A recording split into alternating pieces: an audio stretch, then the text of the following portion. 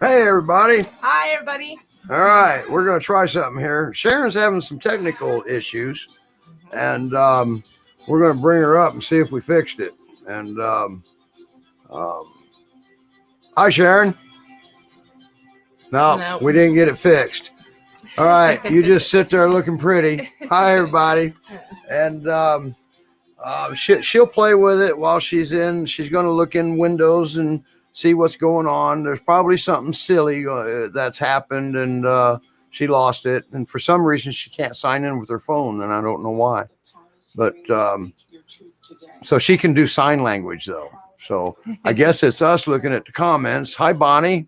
Good afternoon, Bonnie. Good afternoon. So here's what we're going to do.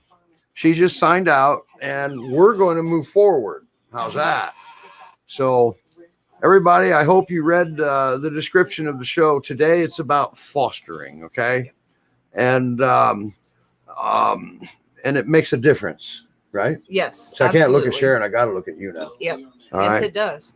And fostering makes a difference. And for example, we have this guy right here. And you're going to get to meet him in just a second. Mm-hmm. And they're setting up down there. I can see him in the green room. This is Mr. NGPR knows him as PeeWee. And Rebecca, his foster, will, the lady that's making a difference in his life. All right.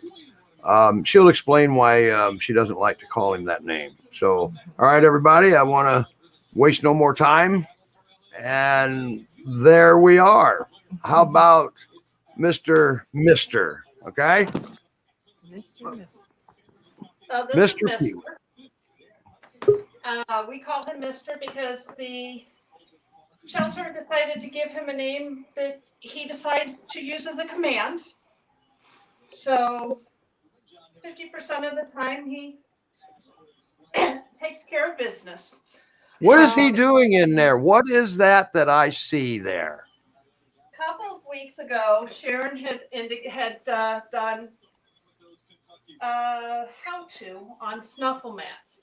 And since he is going to ultimately end up needing some surgery, I was looking for options and ideas to help keep the activity and brain going while he was in crate rest. So we decided to start early so he'd know how to use it when crate rest time comes. Look at that, Sharon. I love that. Can you hear me? Oh, yeah. Yes. Yeah. Yay. Yes. Yay. Yay. And if you turn your phone sideways, we'll be able to see you better, too, if it rotates. There you go. There's Sharon. Yeah, you need to get Tony to hold the phone for you so your arm doesn't get tired. Yeah, I'm going to have to. My arm's going to be tired by the end of the show, but I love that. And he seems to like it. So our other dog is in the crate snuffling at the same time.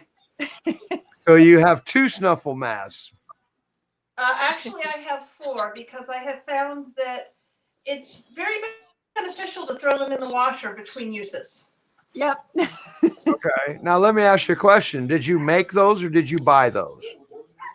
I made those based on the instructions provided. Wow. I love that. That made my day. I love it. Yeah.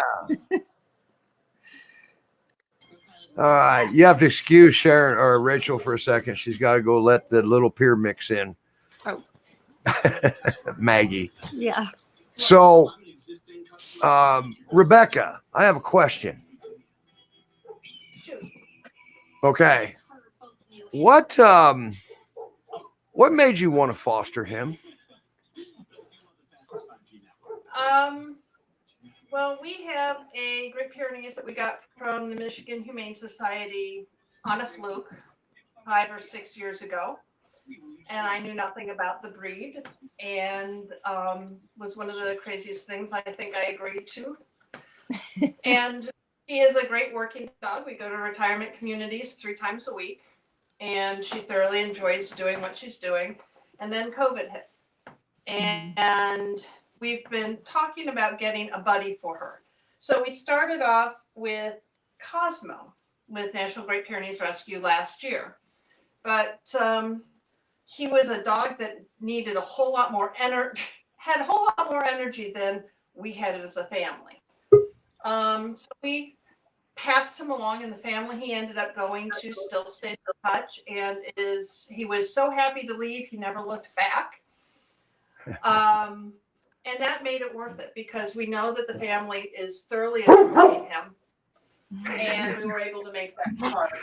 And then got involved in doing some transport because we needed a break, and ended up with a couple of others that were just transport related. And this time around, he was at the Oakland County Animal Shelter. And this was the And picture Alyssa- you saw of him, right? The oh, you can't see that, can you? But Alyssa Hayes and I went to do an evaluation, and he just has such personality. He had just had stitches on his side, had a mass of a golf ball and a half size removed. Was spunky, let me hold on and touch places that are hurting. Right. And doesn't know a stranger, doesn't like cars, but doesn't know a stranger. Will follow you anywhere. So you're definitely Yeah. making a difference in his life, aren't you? Yeah. Yeah. And he's made a difference in ours. My husband and I, with the older dog, would go for walks, but not quite as far or for as long. Well, we don't have a choice with this one. It's out 6 to 7 times for various reasons, whether it's sniffing the environment, taking care of business, or doing training. Right. Jury wants to say hi to Mr. PeeWee. Well, we're waiting for the day when we can actually see Ms. Jory, because Jory's part of the reason I stay in. She's a very good support system and has answers to all kinds of crazy things that come up with a new foster. There you go. He's great. Yeah. So I couldn't figure out where the off switch was for the barking.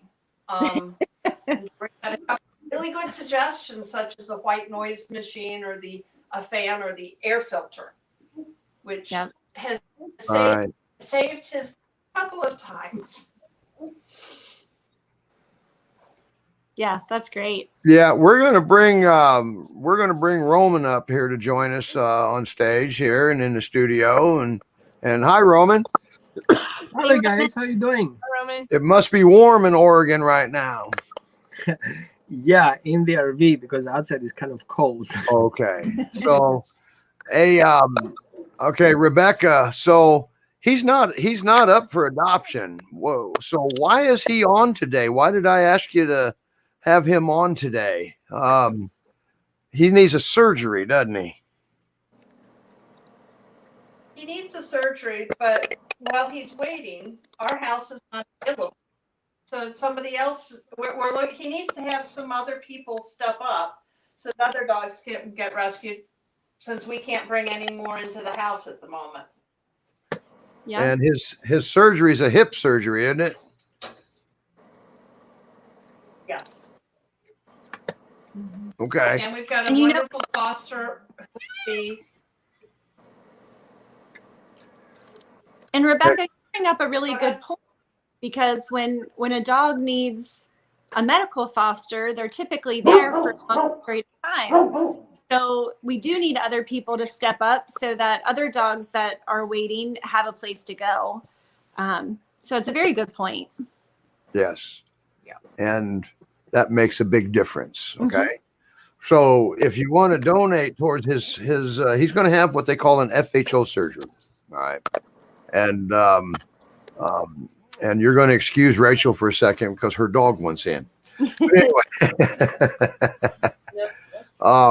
and those aren't cheap, but they're also not as expensive as a hip replacement. Okay, but it's a surgery, and he needs it, and I think it's scheduled, isn't it, Rebecca?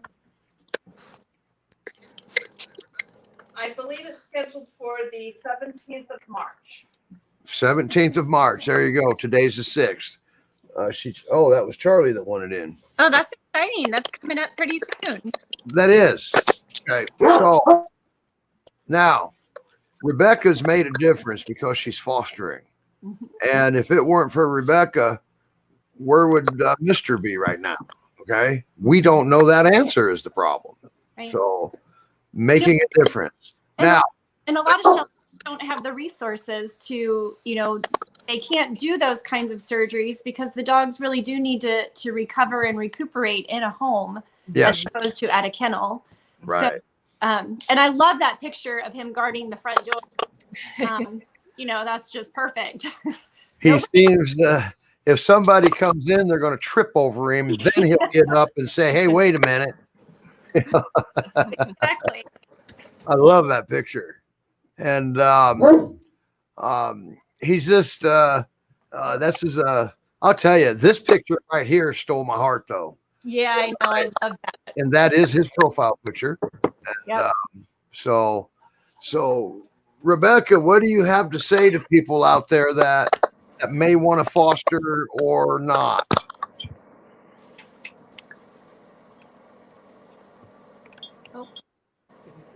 Did we lose her? I think we lost Rebecca. I think we lost her. All right. So Yep. that's okay. Well, she told us a lot. And and we would like her to share her fostering experience. Okay. So, but in the meantime, while we find Rebecca, we have Roman here, and he's here for a reason. And we have a question for Roman that came in that is not an unusual question that we hear all the time. Mhm. All right. Do you have it in front of you, Roman? Throw it out. The question was very simple, and we'll come back to Mr. But the question was very simple. The person asked, what was the best bark collar for the Great Pyrenees? Apparently, the neighbors have called the police. The police have been to their house for the barking. So, Roman, how would you answer a question when somebody asks you what is the best bark collar for the Great Pyrenees? Okay, good answer. Let me put it this way. I'm going to give you an example.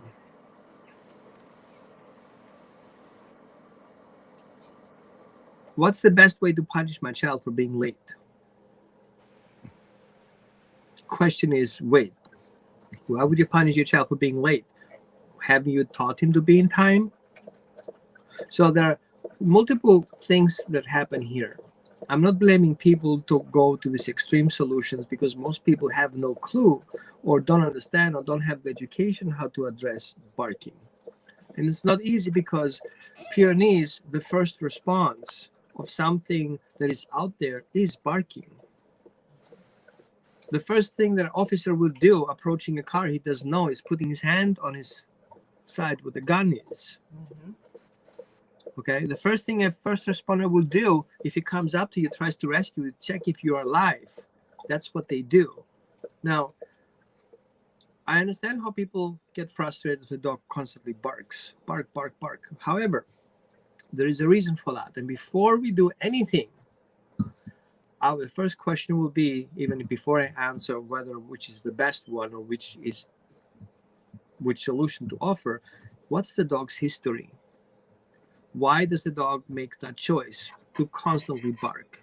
So we know that dogs at the very early puppyhood may have trauma, not feeling safe because they were neglected in where they were before. Usually dogs who come from rescue has a package of experiences we don't really know. It's a gray zone.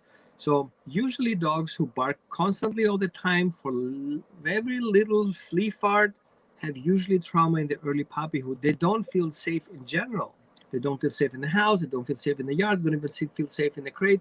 Every trigger, everything makes them go into survival mode, which makes them bark. And this is my next question. For those who would choose to use a bark collar or a shock collar for a dog who has trauma in his past and feel not safe anywhere in this world, why would you do that? Why would you go to the last resort? And then, of course, people will say, well, you know what? You want me, the animal control, taking away my dog and put him to the shelter is going to die? Well, that's a good argument. But here's my question. What have you done to stop it from happening before animal control comes in. And here's the solution. First of all, we need to recognize what the dog trigger is. Usually those dogs are very sensitive, are triggered to everything outside. So how can we reduce those everything? And we had already a short conversation before. Usually people kind of skip that part. The lady before had said that the dog was barking, and it helped a lot to add a sound on the background, a white noise, to eliminate those mini triggers in the environment. So that's the first solution. Then my next question is, why is the dog barking? If people complain outside of the house, well, the reason why the dog bark outside of the house is because it's outside in the house. So the question is, how is this happening? You open the door, you let the dog out. So you're rewarding the dog for going into this mindset. I'm going outside because everything is unsafe. I'm going to bark my head off. So, well, how about we join the dog into that attempt? And as convenient it is to open that door and let the dog go outside and bark his head off, and the animal control come back and want that head, we're going to have to change something drastically, is not exposing the dog to those triggers on him being alone. So I would suggest the first thing to do is start working a little bit on a relationship with your dog. And funny part is that I actually have a workshop coming up on March 13, 3 p.m. to 5 p.m. If it's okay with you, Steve, I would like to share that. Share the link. Share away. Yes, sir. There you go. And Jen, I just want to make a comment real quick to Jenny. Jenny says, I like this guy. She talking about you. Jenny, this is behaviorist Roman Gottfried. Say hi to Roman. Hi there. Thank you for your comment. And so the next thing we're going to look for is we have to help the dog go into secure attachment relationship, because dogs so come in for trauma, with trauma from neglect, from a hoarding situation, and I'm calling neglect situations where I saw a post yesterday, an 8-week-old puppy being let out alone to become a guardian breed. Oh, geez. Okay. So I understand the concept, because people don't really understand how dogs learn. You cannot leave a puppy 8 weeks old outdoors alone, feeling unsafe. That dog will never, ever, ever stop barking outside, because he constantly feels unsafe and uncontrolled. However, if you have another dog who accompanies him and teaching him the ropes, then that dog becomes that puppy's secure attachment relationship and takes care of things. Now the puppy doesn't feel alone, because there's a big brother here taking care of business, and that big brother becomes the big parent. So that imprint period, what we call imprinting, is the first stage where the dog literally connects with somebody he gets information from. And dogs who constantly bark outside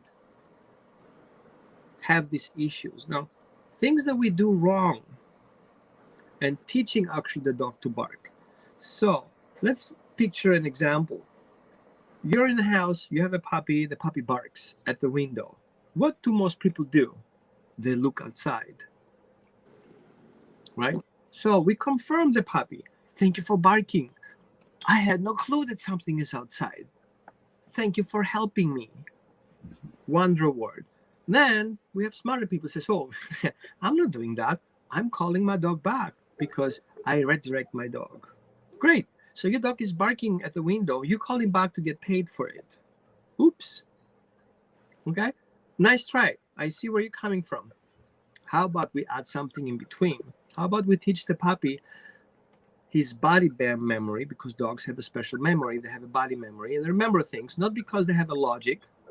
Okay. It's not the mailman who they bark at, is the whoever comes in a property, does things and then leaves. That is a memory. Remember when you first fell off the bicycle? No, not really. Do you remember your first bad relationship? Ooh, yeah. Yeah. Okay? Because it's a more emotional charge. So dogs learn and remember emotional charges. The higher the value of that emotional charge, help the dog survive or thrive, the more likely he will remember. So you want to offer that positive memory. So what we try to do is, and here's an example, working inside the house first before you let the dog out. Exercise number 1, toss a treat towards the window. Yes, I said treat. Toss a treat towards the window. I use those. I know it's advertising, but that's my favorite thing. I spend hundreds of dollars on this kind of crap. Okay, the beef recipe, it's raw. It's air dried raw. It's not freeze dried. It's air dried, and that's super stinky. However, you know what? Dogs love it. So they're nice little small flakes. Literally, if you look very close, you see the size of it. It's a little bit bigger than a kibble, but flat. So they fly good. So you take one, toss it, let him smell it, toss the treat towards the window. Why that? Because I want the dog body to remember. You go to the window and you come back from the window. You go to the window. What do you do then? Then you come back from the window. Good. You reward tossing the treat. Now the dog goes to the window. You call it, go get it. Because he does it. Right now he does that and you call it, go get it. Now your dog next, he wants to come back for more. That way back to you, you call it come. All of a sudden now we have an emotional charge. Go get it. The dog wants that treat that's on the window. The dog wants to go to the window. Go get it. The dog comes back to you. He wants more. Good. Want more equals come from me. You see how we play around with those emotions? So you create a dog separation anxiety by calling your dog to you. And your dog is like, oh my God, I cannot resist. Good, we got that. Now we have a couple of routines. Then we're going to escalate those routines to a little bit more complex ones. Here, go get it. The dog goes to the window, he comes back, and then you offer the treat, but you don't give him a treat. What will the dog do next? Oh, that's a good sit. Here's a treat. So you let the dog make decisions. Make the dog remembering those decisions because they're from benefit of it. So what do you do when you go to the window? The next thing you want to do is come back and sit. Now we program the dog's body to remember that because in crisis, the dog will not have the brain to think. Only his body we have available to remember. And we add those memories, words to it. Go get it. Come, sit. Good job, reward. And then we got a more complicated. We can ask the dog to go to his bed to get the reward. And now from a simple task, you're going to make complex behavior description. You give the dog a job. You wanted to give a dog a job? That's a great job to do. Go to the window, come back, go to your bed, and wait for further instructions. We'll come later in a bit of that. Now that is a primer. We prime the dog inside the house before we make a nice painting. Remember painting in the job in a house, priming and then painting?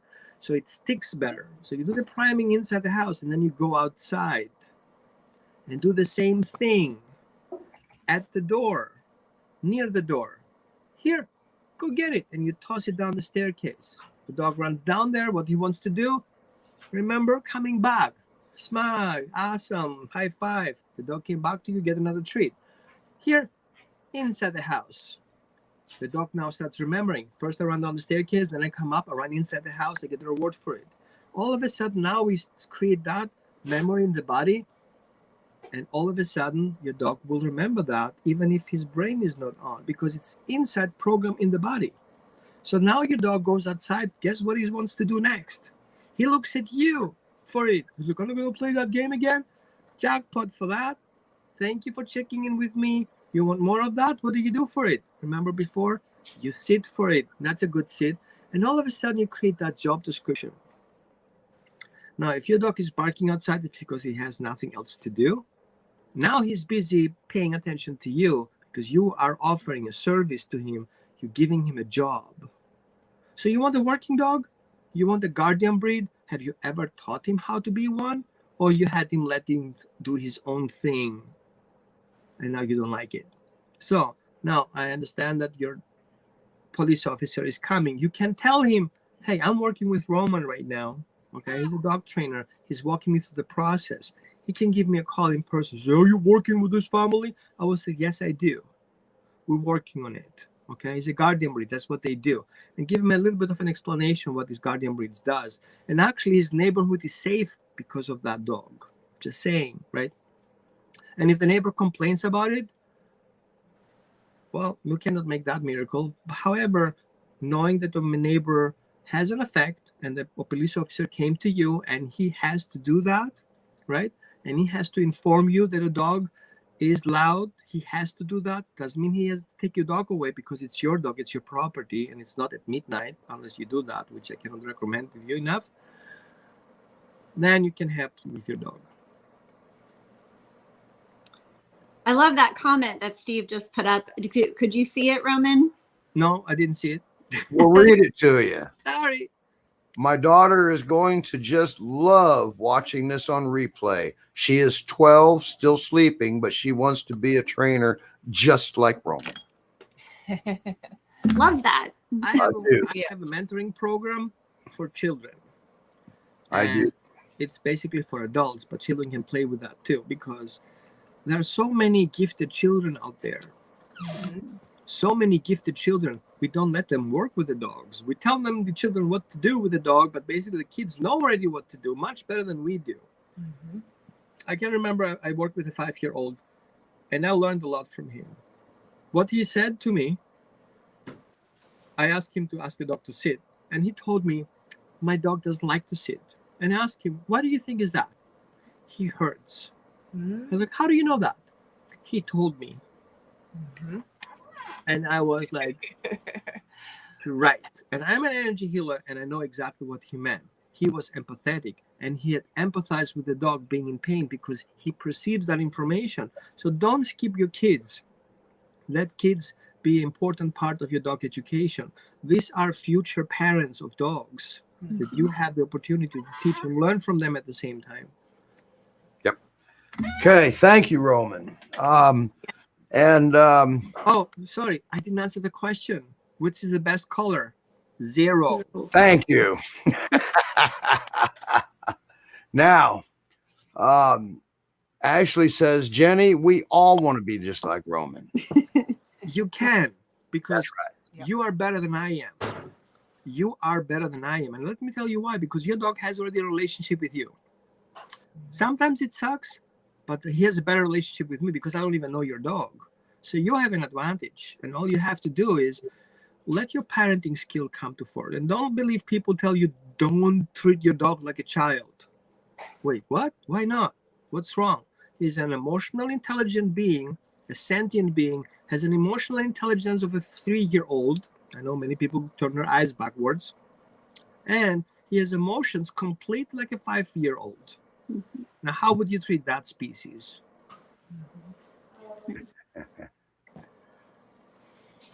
So this was a great conversation. Now, next week, there was one other question here that we're not going to do today because this is a topic we have covered once briefly, I think.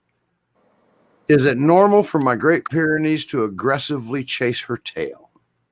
Oh. Chasing tail? Remember that? Yeah. Not really. All I right. have to be honest here. I don't remember. Sorry. Okay. And you know what? And I don't understand why you don't remember. You've only worked with probably 2,000 dogs since then. Yeah. But I think that is a topic that we want to cover. All right. And it's not in just a quick answer here. Okay. No, there are multiple reasons for that. There are multiple reasons. So I think that we would like to open with the Ask the Trainer for next week with that particular question. What do you think? I think that's a great idea. Okay. And I Sounds would good. love to have all these bull terrier people watch them too. Yeah. So now we've got an insight of what's coming up for next week. Okay. I like The that. theme for this week is making a difference. Okay. Fosters make a difference. I even wrote in the description, Roman is making a difference every week with his behavior advice.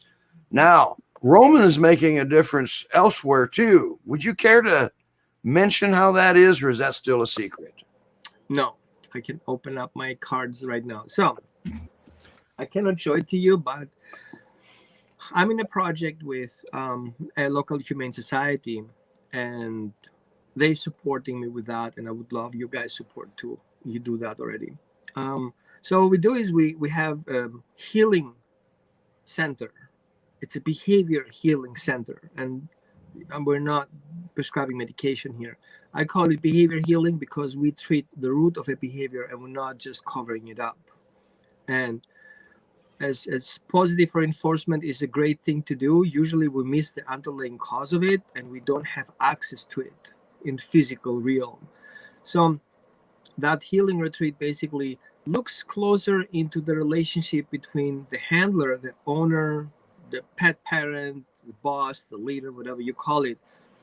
The relationship between that person's emotional state and the dog's behavior. We're going to see there is a correlationship. And in the other one, we're going to see that people adopt dogs that have similar core trauma than the people. That's strange, but hold on for a little bit. And what we do is we help people see the dog's trauma compared with their own experience and then guide the dog through a healing process where at the same time they help themselves. Okay. Not only that, you can also learn how to energetically look into the dog's energy field and tap into where that trauma sits. We know already, it's nothing new, that trauma is stuck in our body in different locations in our body and causes us to have dysfunctions. Okay, sometimes it also can cause cancer and different illnesses. And in Chinese traditional medicine, we know that trauma causes stagnancy and stagnancy causes illness. And so what we try to do is find out those spots in the body on the dog intuitively and then pull those out, trace them back to the original source, heal them, and we usually see already an improvement of behaviors that is directly connected with that behavior. I know it's super fancy. It's super simple. You just tune in with that and you just feel the same thing that the dog feels. And then you make that huge change. It really addresses, once you understand that and once you see that relationship and healing trauma is a whole bundle of it, you can literally address almost 90% of all behaviors out there in the market right now. Mm-hmm.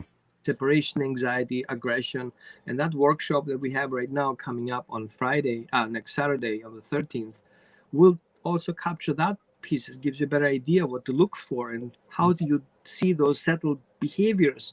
Like, for example, the dog constantly barking. It's a trauma-based behavior. We can literally look into it, what it comes from. And then we also see the big spirit behind the dog, that the dog basically can do healing for his ancestors, right? So we have ancestor trauma coming in through the dog. And we know that trauma in species can happen 13 generations in the past. Trauma in the past will pop up 13 generations later. We have scientific evidence for that. And so we work on this kind of stuff. Hey, Ron. And go ahead, Sharon. Have you heard of the hand brain? Sorry, what? Have you heard of the hand brain? It's Did I hear right? Hand brain? The hand brain. So okay. It's a model that talks about, like, if you look at your hand, your arm would be the spinal column of the body. And then this is really hard to do when I'm trying to hold my phone, but like the palm of your hand would be your, all of those systems that you don't think about. So breathing, digestive systems, but that is also where fight, flight, or freeze lives in our body. Yes. So when our bodies are flooded with fear or survival mode, we stay in the unthinking part of our brain. And the only way to get the thinking part, which is the fingers, to come online is for the other part to feel safe. And until this part, the hand part feels safe, the fingers don't come into play. So it's an interesting, like, we use it a lot with our kids that have trauma that I work with, and it works the same for dogs. If they're stuck in the unthinking part, if their brains are not coming online, the only way to get them online is to get them to feel safe. Right. Well, one thing that we do with behavioral healing is having the dog become conscious of his emotions when it's triggered, so he doesn't shut down and doesn't go in dissonance. Yep. Dissociation. Sorry. And also we can see it in multiple, also in martial arts. The first thing we do in martial arts, when we do a fist, we put it in here and we close it up. Why is that? Okay. The next thing we do is when we have a trauma response, we hold our breath. So working with chi, working with energy flow, and working with breathing, we're going to do a lot of exercise in that retreat we're going to plan in August, where we literally live our short lives a little bit here with dogs behaviors. So we start panting, do exactly the same thing the dogs do. We're going to do yoga exercise and tai chi exercise are very similar to the dog exercise. So we're going to move, we're going to basically start connecting with the dogs that give us so much information we just have to tap into and start harvesting in a very nice relationship. Yeah. Now, one of the things about the healing center that you're doing, you're actually going to have a place where people can go there, huh? Yes. Right now I'm starting with one healing shed. And that healing shed basically can house one dog and one person, or a family with one person, 2 people, 1 dog. And those will be connected together. It's kind of like going to a healing family retreat with your dog and the person. For now, we start working with a humane society that donates that housing. It's about 25 by 20 feet. It's a pretty big structure. Yeah, they're building a kennel there, right? Right. It would be kind of a house kennel, like a kennel in a house format, where dogs that come in from a long-term shelter environment start integrating themselves in the regular home situation. Like there's a bed in there, there's a couch, there is something looks like a table, so the dogs start acclimating. So we're going to treat situations like resource guarding, chewing on stuff, laying with people on the sofa calmly without getting stressed, because those dogs who are over a year in the shelter basically shut down and their emotions are shut down, and they get super stressed when they are free to do movements and outside of that short environment. And also what helps there is being a little bit more in tune and help the dog switch his emotions back on, because usually those dogs shut off, especially guardian breeds and especially hardworking breeds, mastiff breeds. Emotionally they shut off and it's hard to shut them on again, and that would be kind of the state to do. And in attached to that, I also have each unit will also have a 30 amp connection, meaning is if you have a trailer, you can live actually next to the dog, with the dog, or you work for a shelter, you come with the place, you stay there, do a retreat with there. Each housing will have one of those additional houses available. We're working on it. It's a small property, it's not a big thing. Where is this? Sorry, what? Where? In Eugene, Oregon. Eugene, Oregon. Beautiful country up there. Yep. It's very nice. The property is very interesting. It's actually a triangle property. It's literally a triangle, right? And it's a little bit less than 2 acres, kind of like effectively 1.9 acres. And you've been cleaning out a lot of dead brush and trees. And yeah. that are dead. That's a lot of work, a lot of money going down the drain, like the bush drain. So donations welcome. We are not a 501c3. We are not. No. We're not hiding and we're not getting rich of that stuff. Everything that we do has a bill and there are proposals in place. We try to get as inexpensive as possible. I'm not saying cheap, because cheap is sometimes not the right word. Right. Inexpensive as possible. We have people coming in and help us out. Right now, I need to set up a fence for that housing. And then we need to set it up, clear the bushes, set up the housing for the dog. I have to trench 250 feet electrical power line. That alone costs $2,000. $1,500 the electrical bill, and $1,500 the labor to put it in, plus rentals and all this stuff. So if you guys don't have anything else to do, go out and volunteer, make a difference. And that's what this is all about. Yeah. Can you imagine the difference this is going to make in lives? Okay. Yeah. Dog lives, human lives. And Ashley, you can't see it. She's asking a question here. She said, oh my gosh, I'm so in love with this. I have, she said, I have connecting to Misha's heart chakra since she came to me. Where do I learn more of this? Well, welcome to message me. I can walk you through. I actually have a mentoring program. I call it behavior healing program. And it's a 6-month program. Steve knows about that. He has done it before. And we could walk you through the process, not only understanding the behavior aspect of it, but also the energetical aspect of it. So I have also a healing modality, I explained to you before, where you go literally in and scan the dog and find out those information. And by the way, Misha, if I pick up right, she's integrating her chakras. So you will not find all the chakras available, just in case you wonder why some things are missing. Right. So dogs integrate the chakra. They're going through an emotional evolution and an energetic evolution like we do, and start integrating chakras. So don't start up a chakra if you don't find it. Don't worry about it. We're usually down to 3 right now. Yeah. And Yeah. what a Actually, chakra is. what's that? I said, if we don't know what a chakra is. Okay, what the chakra is basically an energy potential. Let's Okay. imagine a magnetic field. Okay, then a magnetic field has an entrance point and an exit point. And imagine that circular donut, magnetic donut, sits in a certain places in the body, which basically holds the whole body system together as a system. Okay, imagine that each individual cell, each atom in your body is not connected to each other. They're basically floating in an energy field. So that organization of that energy field is responsible, our chakras or energy field, are controlled by another energy field out of that. I don't want to blow your mind off here. But basically what we do is understanding how energy works in different layers. So when we do healing of a dog, we're not working on 3D, just the body, we're working on 4 and 5D. Cool. Okay.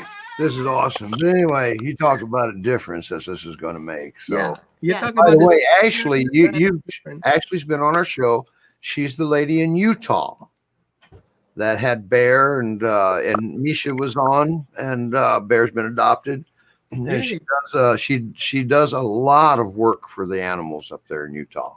Now, Good. thank you, Roman. We got to move forward here. Yes. We have Thank you so much. Kick me out. okay. Bye, Roman. Bye, Roman. Whoops, wrong person.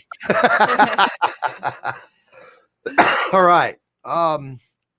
We have another thing here that we're going to do before we do this dog. Okay. Is we have Montana, okay, and this whole theme of this show is about making a difference by fostering and whatnot. For example, here's Tusc, okay. Those two pictures are of the same dog. It's just incredible. And that is what fostering does. This is there's a difference there, and so, and don't forget, we also have, we have a village everywhere. Now this is going to mute our microphone, so be patient for 1 minute and 40 seconds. This is in Montana.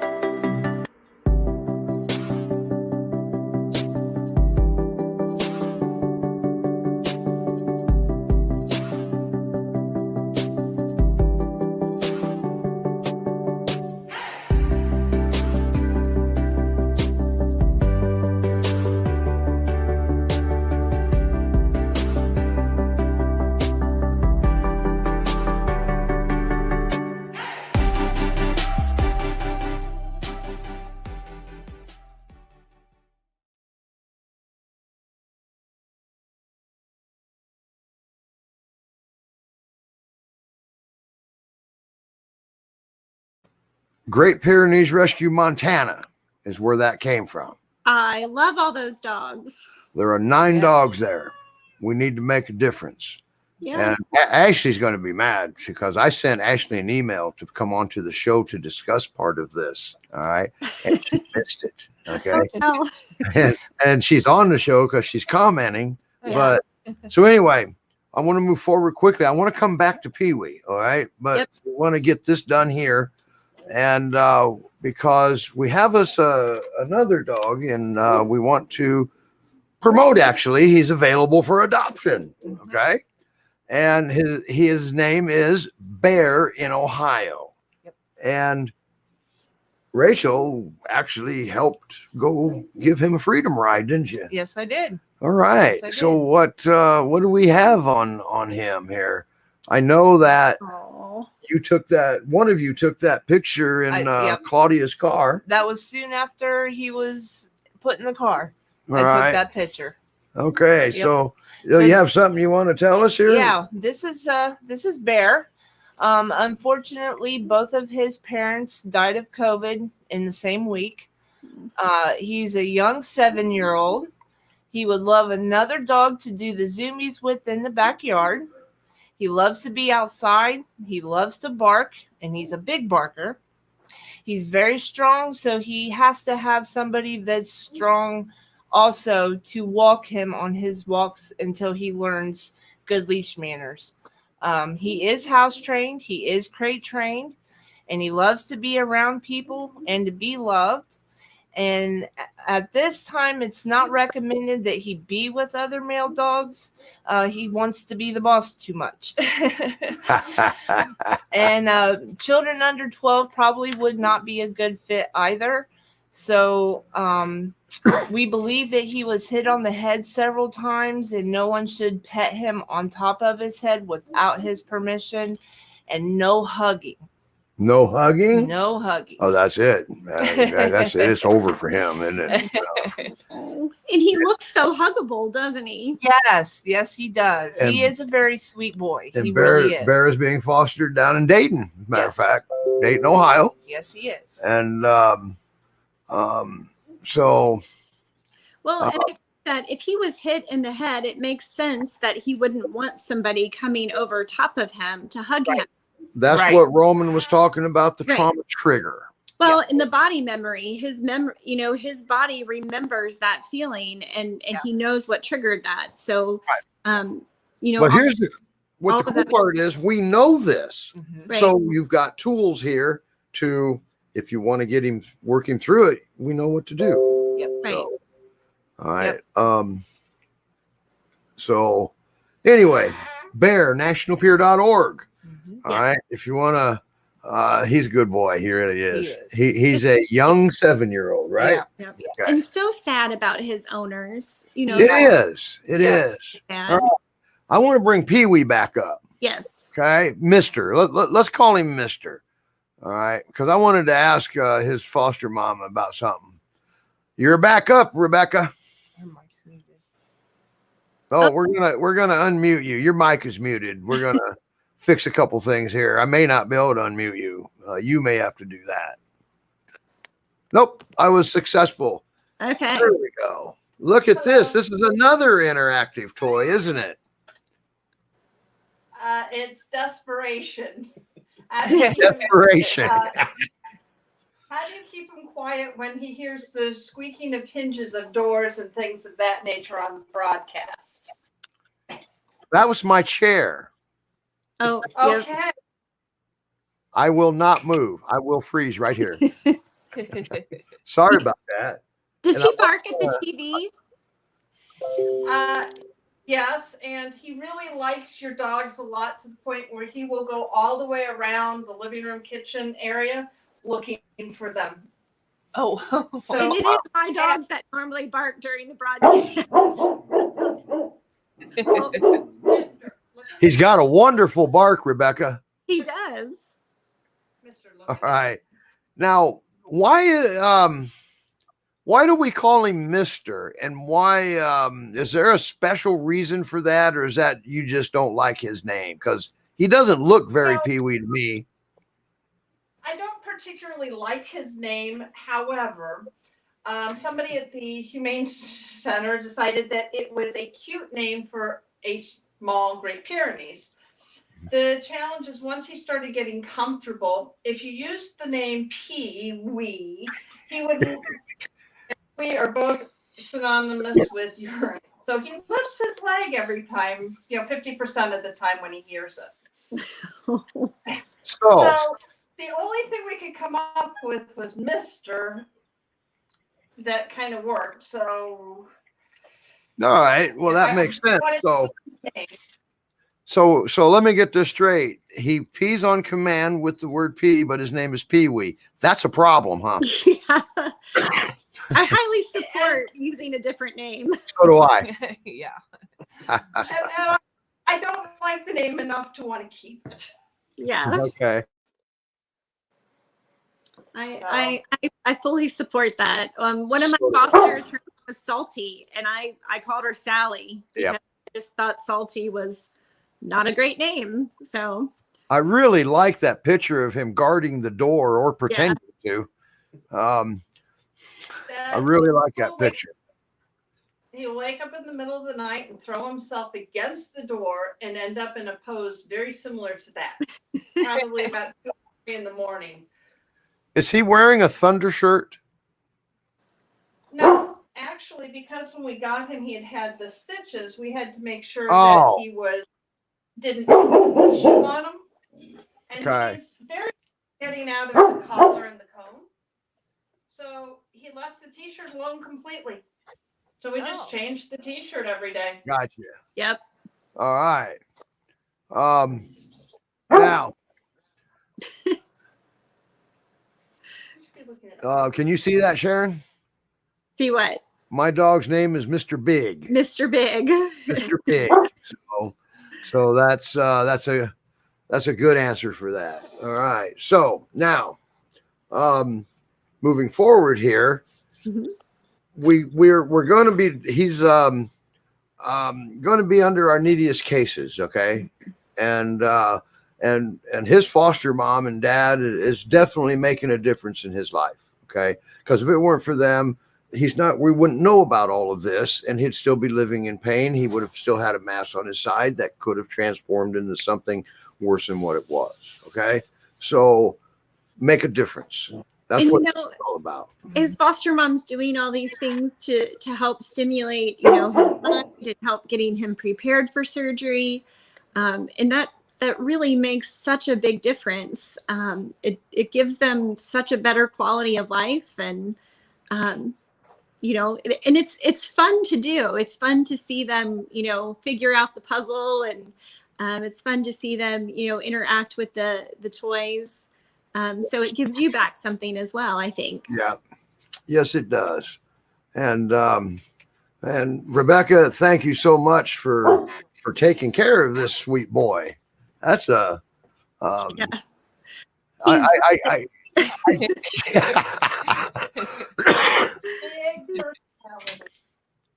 Don't forget PeeWee. He's going to need a few donations, so you can go out to neediest cases if you want.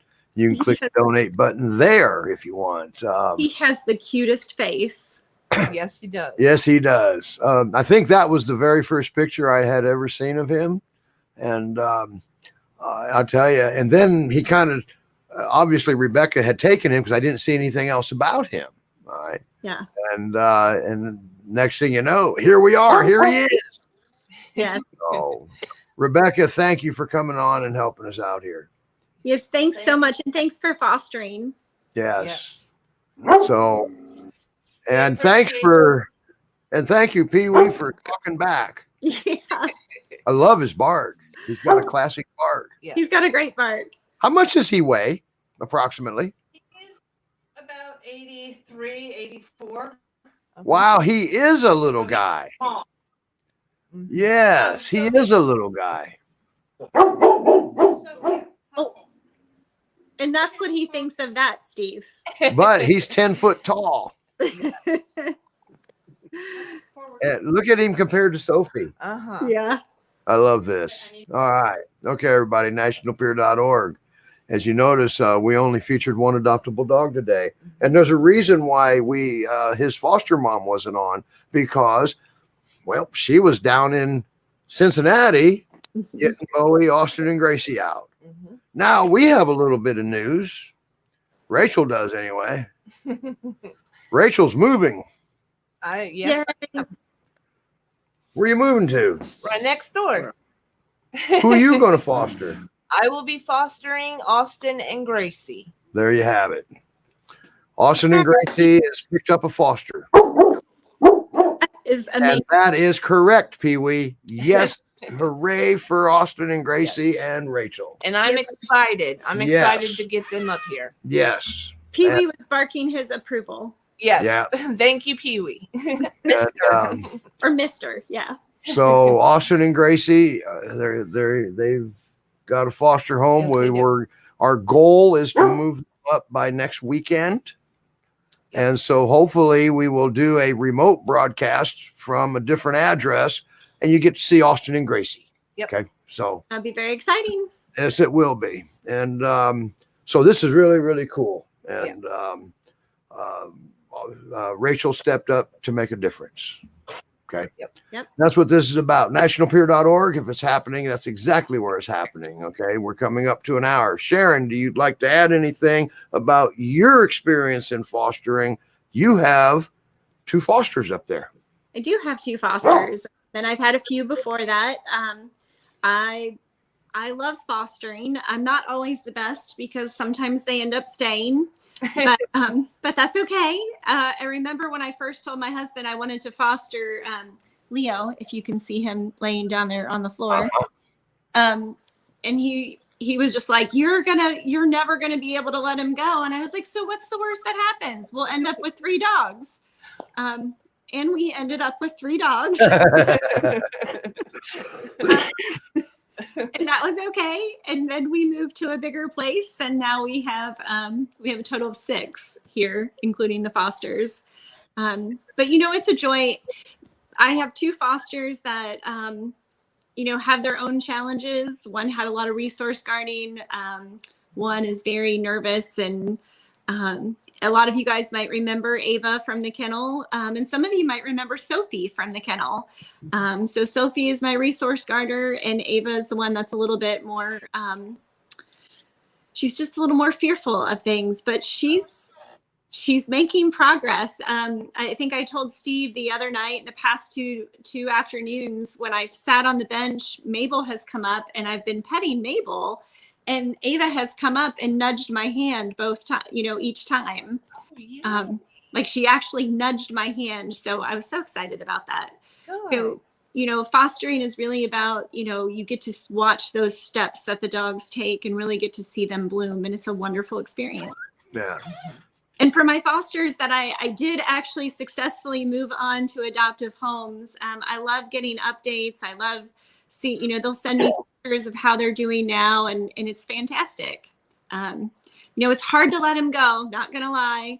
I shed a number of tears, but then getting to see them and how happy they are and how happy the families are really makes a huge difference. Fostering has its highs and lows. Mhm. Okay? Volunteering, same thing, highs and lows. But I'll tell you what, I promise you one thing, the highs, there is no better high. Yep. All right. And when you see that dog just wiggle himself, wag so hard he's going to break in half when he sees his forever mom, okay? Or when you pull him from a shelter, okay? He's saying, thank you for saving my life. Max, my first foster, I drove up to meet the family that was adopting him, partway, and I knew I had cried for days beforehand knowing he was leaving, but once I met them and saw him with them, I was just so, my heart was happy. I was sad to miss him, but I just felt so good about where he was and the family that had him. And, like I said, I love getting updates. I have a feeling that Max was on earlier because did they rename him? Everest. He was on, and Oh, just a second. There it is. Can you see that? Oh, I love it. He hears my voice. Oh, so sweet. That was your first foster, huh? He was my first successful foster. Successful foster. So there's your difference that's made. Okay. Mhm. Max is in this home. They love him to death. They And do. Sharon was able to, set him up for success. All right. This is a guardian breed. They're not the easiest breed on the planet. Everybody that has them knows that. All right, everybody, we're going to call it a day. All Yep. right. Yep. We're a minute overtime now. And, we're in trouble. I'm going to be in deep trouble. Right? I don't know what to say. So there you have it. Next week, we're going to cover chasing the tail with Roman. All right. And other than that, we don't have our plan yet. So we're going to wing it like we used to do. But stay tuned because we'll have a plan. We'll get one set up for next week. I promise you we will have a plan. Okay. And so don't forget, there's a lot of big difference in fostering, what fostering makes. Okay. And which is Tusc. We're going to try to get Bear on. He's another one that a foster has made a difference. Okay? Yes. And Nana, we have Nana we're going to try to get on. But she'll probably be adopted by now. I think so. And we think there's a possibility that Mr. PeeWee will be on his way to his foster. I would bring him up, but everybody get dizzy. Oh, right here. All right. Remember I told you, Rebecca, if I saw something cute, you're coming back up. Oh. How about that? And on that note, Mr. PeeWee is going to be saying goodbye to us at the same time. Yep. So, all right, everybody. See you next week. Thanks for joining us. Bye, Bye, everyone.